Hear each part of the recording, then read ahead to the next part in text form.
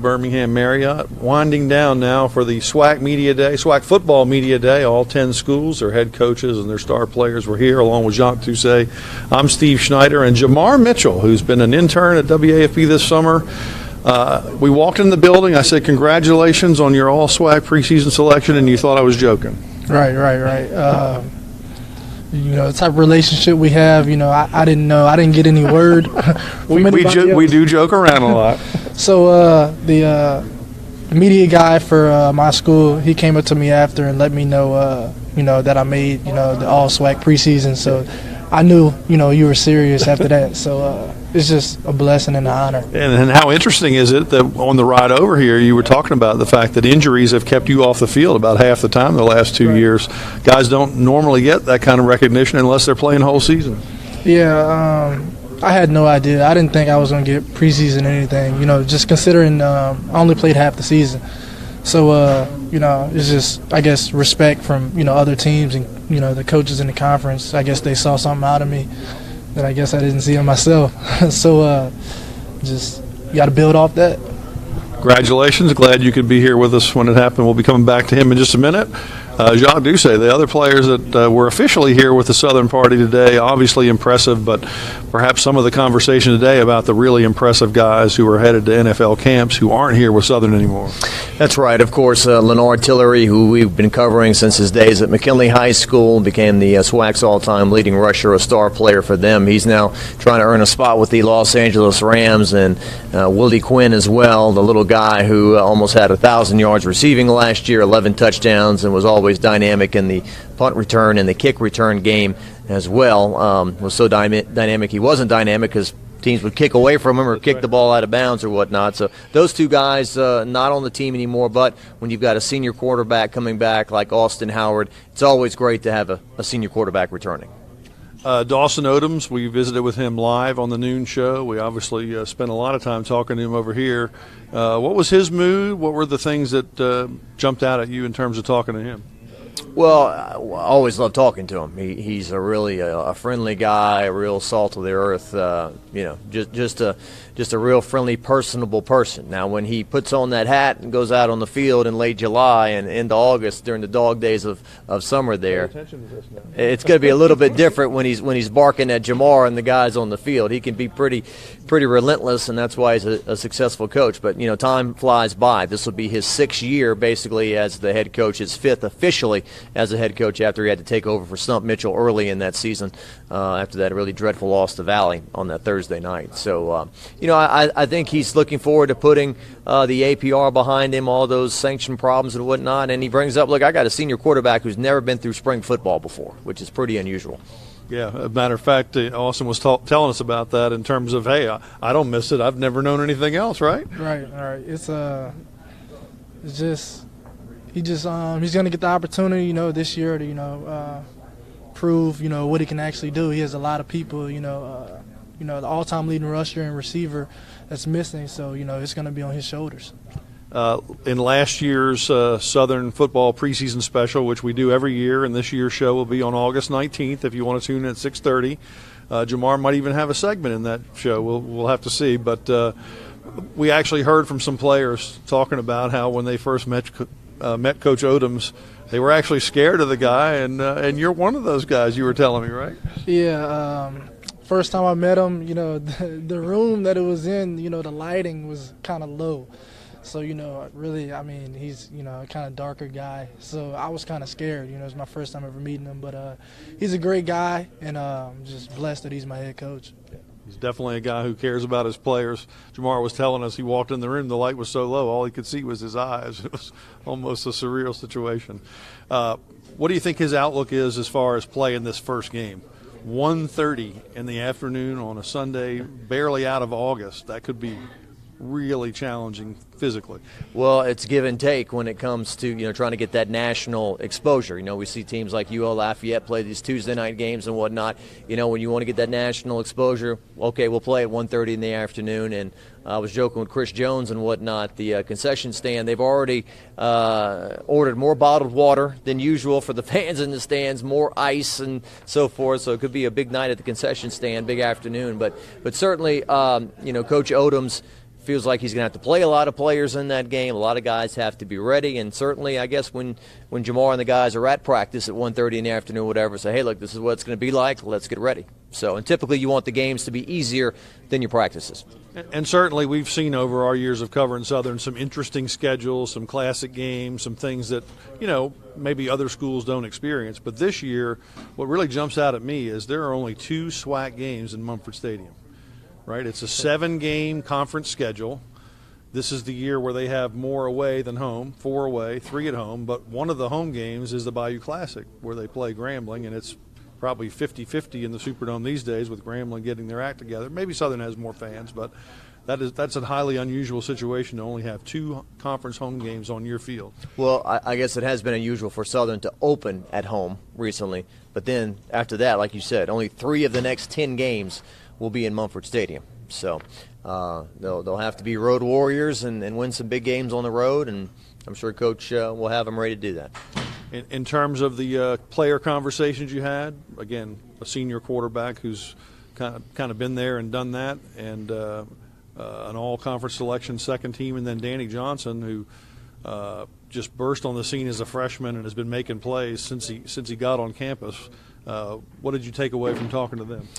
I think Austin Howard said that with Leonard Tillery and Willie Quinn moving on, this is an opportunity for 2 new legends to be born and many players to get new opportunities to become star players for the Southern Jaguars. Austin Howard told me a funny story. Last year we were at practice, and sometimes Austin would get so emotional and so into what he was doing, the coaches every now and then had to pull him aside, say, hey, let's bring it down a few notches. You're getting a little too into it. He said, man, I've been competitive since I've been 3 years old. My mom told me I pointed at the TV when I was 3 years old. There was football being played. Said I'm going to be out there one day or something like that. He didn't remember it, but his mother remembered it, and and in theme with having to replace big names. He said when I came in, I had to replace Dre Joseph, who was an outstanding player and was an outstanding quarterback. And he said I didn't try to replace him. I just tried to be my own guy. So interesting to ask Coach Odoms as well. Hey, look, do you want to get one running back to feed the football to, or is it going to be a committee of guys after Leonard Tillery moves on? He goes, whatever amounts to the same amount of yardage, we'll do it. Right. So. Right. And Jamar, you and I were talking, the things that Leonard did against odds for all these years he's at Southern, really an incredible story. I mean, it's not something you're going to see every day anywhere. Right. After he had, a successful freshman season, they actually brought in, I think it was 3 Division I transfers. And, the odds were against him. They came in, to take his spot. And, he ended up beating out all of them and becoming the all-time, leading rusher in the conference. So it's just, kudos to him. You said he even thought about playing defense. Would he make a good defensive player? Oh, yeah, he's an athlete. So wherever you put him, he'll make plays. But, he was a little frustrated at first, but it panned out for him, and hopefully he has a successful NFL career. Right. The conversation we had with the quarterback this guy will be going against over at Grambling, Javante Kincaid, is an interesting one in terms of the success he had last year playing and even not playing with an injury. He was telling us that before he got to Grambling, being at Ole Miss, he collected some championship rings, I guess bowl championship rings, and a lot of the guys he played with over there are now in the NFL. And he's talking to those guys all the time, trying to pass along whatever kind of knowledge and inspiration those guys who are now NFL stars that he can to the Grambling roster. Well, you take a look at what Grambling did last year as a team. They were 11-1, and the only game that they lost was at Arizona, a game that they could have easily won had he stayed healthy, because he was lighting up that defense in the game.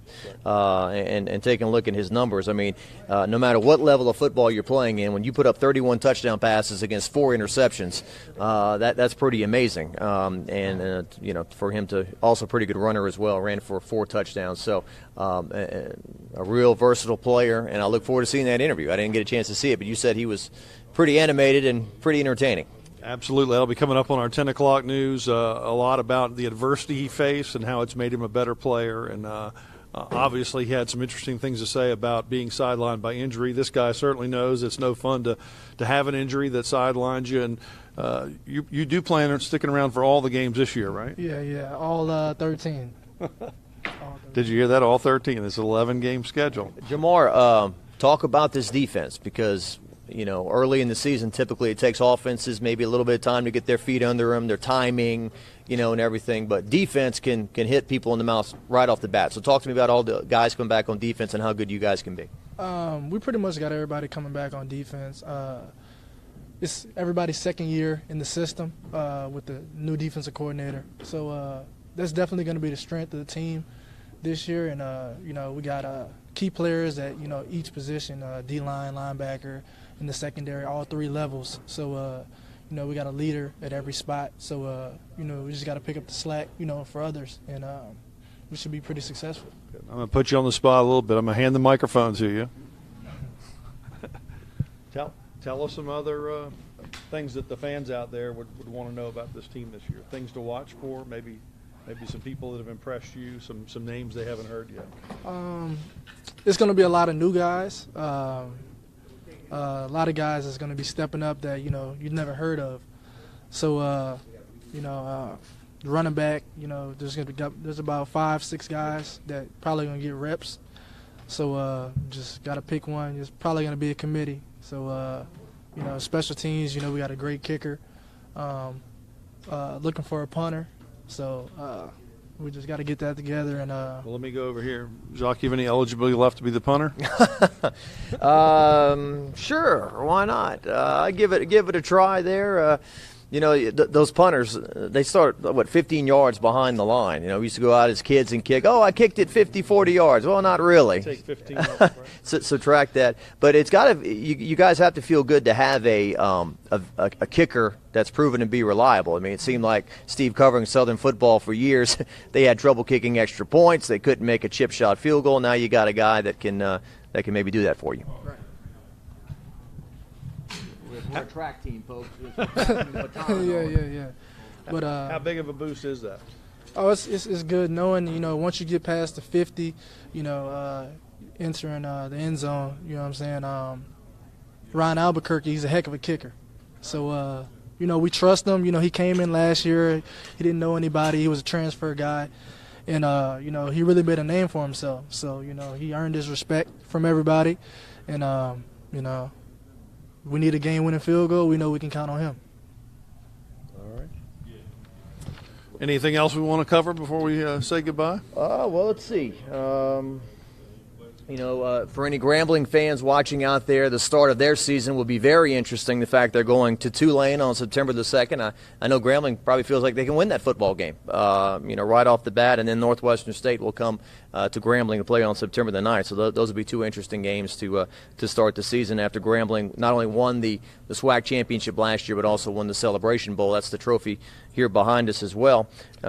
Mississippi Valley's opening game is at North Dakota State, which is the powerhouse in the championship subdivision, and Jackson State opens with TCU. So really a big step that the Jackson State Tigers are taking. And Jamar, maybe just talk about, we talked about that first game, South Carolina State, 1:30 on a Sunday, which is unusual. Then it's a game at Southern Miss, and then a game at Texas San Antonio, a couple of programs that, maybe aren't household names for Power 5 conferences, but they have some good football players on both of those rosters. Right. Southern Miss, their coach actually came from Alcorn, and when he was at Alcorn, we never got a chance to beat him. Coach Odoms has never beat that coach, so that's going to be a big game. Trying to knock him off. He's doing a great job at Southern Miss. And Texas San Antonio, they actually played Alabama State last year. And we watched film on them, and Alabama State competed pretty well against them last year. So right. I think we can give them a good shot. Okay. And of course, for those of you who don't recall, that would be Frank Wilson's team. The former LSU assistant is now the head coach of the Roadrunners there in San Antonio.